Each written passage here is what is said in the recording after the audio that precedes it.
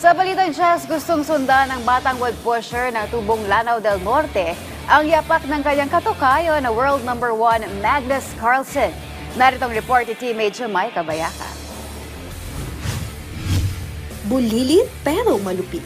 Ang 6 na taong gulang na si Magnus Carlsen Sanico, walang kinatatakutan pagdating sa labanan ng chess. Halos libuti ni Magnus ang Mindanao para ipakita ang husay sa iba't ibang paligsahan. Sa Tangub City First Tournament, nakuha ni Sanico ang ika-5 pwesto kasabay ng Youngest Player Award. Gayon din ang nakuha nito sa Iligan City Open Chess Tournament. Hindi rin pinawalang saysay ang kanyang husay sa Dipolog City dahil siya ang kampyon sa Under 8 category. At sa Kapatagan Lanao del Norte, nagwakas si Sanico bilang first runner-up at pinakabatang manlalaro sa kompetisyon. Bata man o matanda, hindi umaatras si Magnus. Minsan niya na ring nakalaban ang isang national master na nasa 50 anyos na. Nabiguman, umabot naman ng 10 minuto ang kanilang laro. Di po siya na-pressure kahit sino po siyang kalaban.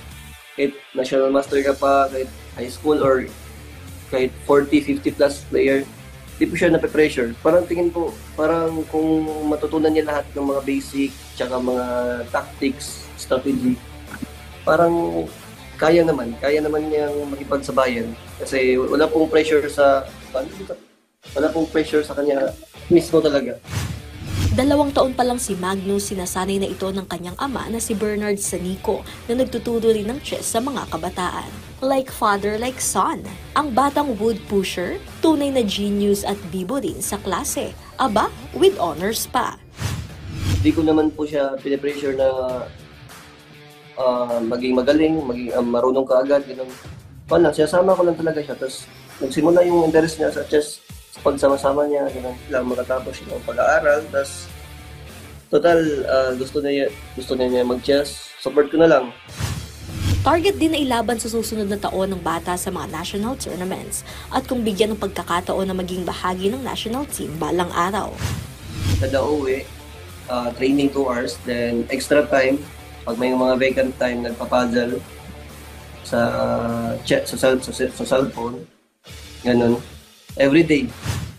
Pinarangalan din si Magnus ng kanilang barangay bilang batang namamayagpag sa larangan ng chess. Para sa ama, buo ang suporta nito sa karerang tatahakin ng anak.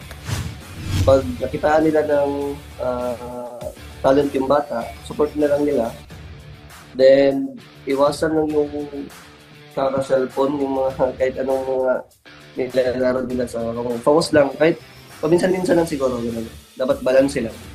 Walang pressure, tapos sabay sa pag-aaral. Ganun. Dapat maging mabait siya palagi lang. Ganun. Tapos supportahan ko siya sa mga plano niya sa chess, sa mga i-guide ko siya always.